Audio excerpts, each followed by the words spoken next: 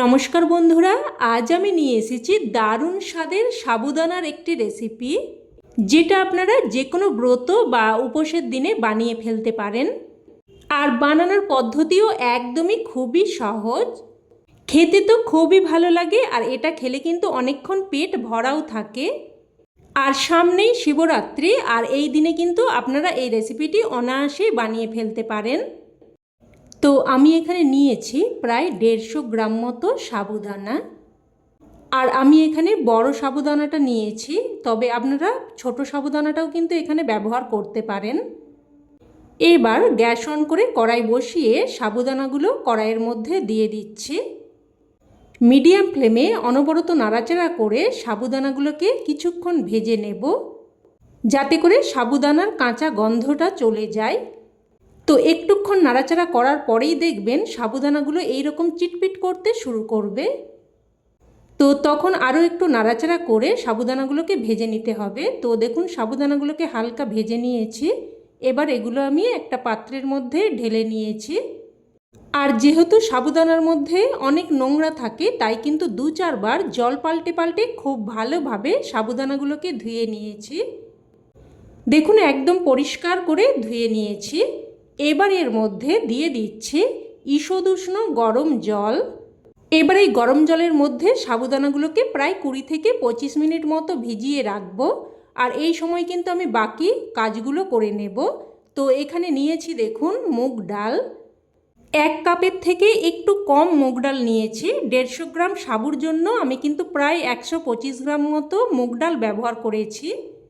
তবে ডালের পরিমাণটা কিন্তু একটু কম বেশি করে নিতে পারেন।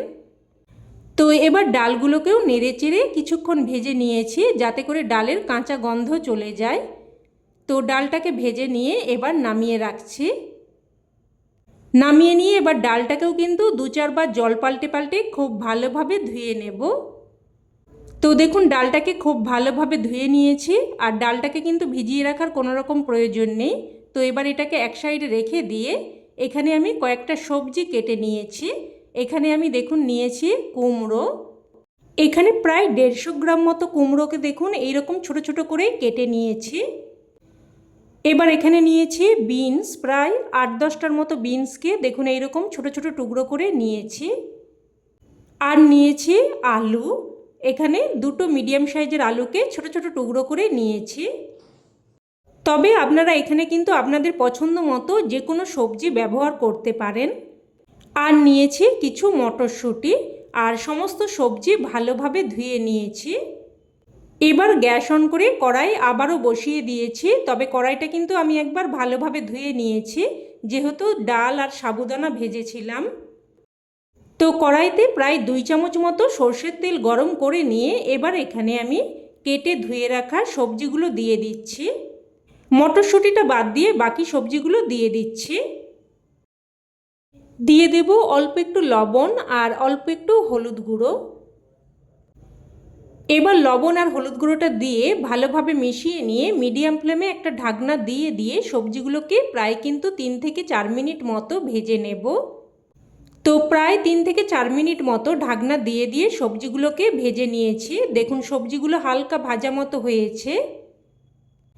এবার এখানে মটরশুঁটিগুলো দিয়ে দিচ্ছি। আর মটরশুঁটিগুলো দিয়েও সবজিগুলোকে নাড়াচাড়া করে প্রায় 2 থেকে 3 মিনিট মতো ভেজে নেব। তো দেখুন সবজিগুলোকে ঠিক এই রকমভাবে ভেজে নিয়েছি।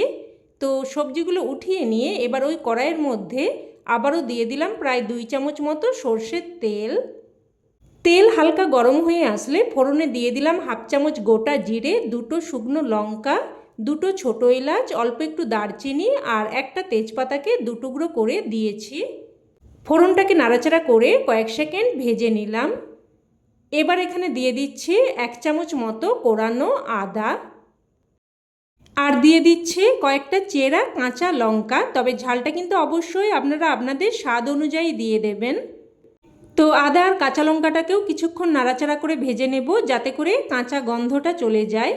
তো একটু ভেজে নিয়ে এবার এর মধ্যে দিয়ে দিলাম একটা মিডিয়াম সাইজের কুচানো টমেটো। টমেটোটা দিয়েও একটুক্ষণ নাড়াচাড়া করে ভেজে নেব। একটুক্ষণ ভেজে নিয়ে এবার এর মধ্যে দিয়ে দিলাম অল্প একটু জল, কারণ এখানে আমি কিছু গুঁড়ো মশলা যোগ করব। তো দিয়ে দিচ্ছি হাফ চামচ জিরের গুঁড়ো, হাফ চামচ ধনের গুঁড়ো, হাফ চামচ হলুদ গুঁড়ো আর অল্প একটু কাশ্মীরি লঙ্কার গুঁড়ো, আর দিয়ে দিচ্ছি স্বাদ অনুযায়ী লবণ। তো এবার সমস্ত মশলা নাড়াচাড়া করে খুব ভালোভাবে কষিয়ে নেব। তো নাড়াচাড়া করে মশলাটাকে কিছুক্ষণ ধরে বেশ ভালোভাবে কষিয়ে নিয়েছি। মশলাটা দেখুন খুব সুন্দরভাবে কষানো হয়ে গেছে। এবার এখানে ধুয়ে রাখা মুগ ডালটা দিয়ে দিচ্ছি, আর সাথে অল্প একটু জলও দিয়ে দেব। এবার কিছুক্ষণ নাড়াচাড়া করে ডালটাকেও মশলার সাথে ভালোভাবে কষিয়ে নেব। আর এইভাবে একটু বারবার কষিয়ে নিয়ে রান্না করলে যে কোনো সাধারণ রান্নার স্বাদও কিন্তু একদম অসাধারণ হয়ে যায়। তো দেখুন ডালটাকেও কিন্তু মশলার সাথে বেশ ভালোভাবে কষিয়ে নিয়েছি। এবার এখানে দিয়ে দিলাম 1 বাটি মতো গরম জল। এবার সব কিছু ভালোভাবে মিশিয়ে নিয়ে এটাকে প্রথমে হাই ফ্লেমে ফুটতে দেব। ফুটে আসলে এবার গ্যাসের ফ্লেমটাকে মিডিয়ামে করে দিয়ে একটা ঢাকনা দিয়ে প্রায় 4 থেকে 5 মিনিট মতো রান্না করে নেব। তো প্রায় 4-5 মিনিট মতো ঢেকে রান্না করে নিয়েছি। আর দেখুন ডালটা কিন্তু প্রায় 60% মতো সেদ্ধ হয়ে গেছে। এবার এই পর্যায়ে ভেজে রাখা সবজিগুলো দিয়ে দিচ্ছি। সবজিগুলো দিয়ে নাড়াচাড়া করে মিশিয়ে নেব। এবার মিডিয়াম ফ্লেমে আবারও একটা ঢাকনা দিয়ে প্রায় কিন্তু 4 থেকে 5 মিনিট মতো রান্না করে নেব। এবার এখানে ভেজানো সাবুদানাটা নিয়ে নিয়েছি, আর সাবুদানাগুলো দেখুন খুব ভালোভাবে ভিজে গেছে। আমি আপনাদের একটা কেটে দেখিয়ে দিচ্ছি। দেখুন একদম ভালোভাবে ভিজে গেছে। আর সাবুদানাগুলো কিন্তু ঠিক এই রকমই ভিজতে হবে। তো সাবুদানা থেকে ভালোভাবে জলটাকে ছেঁকে নিয়েছি। আর এদিকে কিন্তু প্রায় 4 থেকে 5 মিনিট মতো ঢাকনা দিয়ে রান্না করে নিয়েছি। আর দেখুন সবজিগুলোও কিন্তু খুব ভালো মতো সেদ্ধ হয়ে গেছে। আমি আপনাদের কেটে দেখিয়ে দিচ্ছি। তো সবজি ডাল সব কিছুই কিন্তু ভালো মতো সেদ্ধ হয়ে গেছে। এবার ঠিক এই পর্যায়ে কিন্তু সাবুদানাগুলো দিয়ে দিতে হবে। সাবুদানাগুলো দিয়ে ভালোভাবে মিশিয়ে নেব। আর বন্ধুরা, আপনাদের কাছে একটা ছোট্ট অনুরোধ, যদি পুরো রেসিপি দেখে ভালো লেগে থাকে প্লিজ কিন্তু একটা লাইক দিয়ে দেবেন। তো দেখুন সাবুদানাগুলো ভালোভাবে মিশিয়ে নিয়েছি। এবার এখানে আমি কিন্তু বেশ কিছুটা গরম জল দিয়ে দেব। আর জলটা কিন্তু একটু বেশি পরিমাণেই দিতে হবে। সব কিছু ভালোভাবে মিশিয়ে নিয়ে এবার মিডিয়াম ফ্লেমে প্রায় কিন্তু 3 থেকে 4 মিনিট মতো ফুটিয়ে নেব। খুব বেশিক্ষণ কিন্তু ফোটানো চলবে না, প্রায় 3 থেকে 4 মিনিট মতো ফুটিয়ে নিয়েছি। আর দেখুন সাবুদানাগুলো কিন্তু ফুলতে শুরু করেছে। এবার এই পর্যায়ে আমি এখানে দিয়ে দিচ্ছি 1 চামচ মতো চিনি। চিনিটা দিলে কিন্তু স্বাদটা সুন্দরভাবে ব্যালেন্স হবে আর খেতেও খুবই ভালো লাগবে। চিনি দিয়ে ভালোভাবে মিশিয়ে নিয়েছি। আর এটাকে কিন্তু এইরকম একদম পাতলা মতোই নামাতে হবে, কারণ এটা নামানোর পরেও এর কুকিং প্রসেসটা চলতে থাকবে। আর সাবুদানাগুলো যতটুকু ফোলার বাকি আছে ততটুকু ফুলে যাবে আর এটা অনেকটা ঘন হয়ে যাবে। তাই ঠিক এই রকমই কিন্তু নামাতে হবে। তো দেখুন আমি সবশেষে এখানে দিয়ে দিলাম 1 চামচ মতো ঘি। তো ঘিটা দিয়ে ভালোভাবে মিশিয়ে নিয়ে এবার গ্যাসের ফ্লেম বন্ধ করে দিচ্ছি। আর রান্না কিন্তু এখন একদম তৈরি।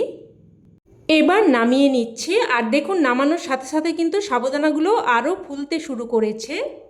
যে কোনো উপোসের দিনে ঠিক এই রকমভাবে একদম পারফেক্ট সাবুদানার খিচুড়ি বানিয়ে ফেলুন। খেতে তো জাস্ট অসাধারণ লাগে।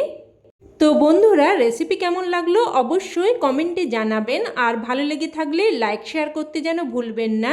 আর চ্যানেলের নতুন বন্ধু হয়ে থাকলে চ্যানেলটি অবশ্যই করে সাবস্ক্রাইব করে নেবেন।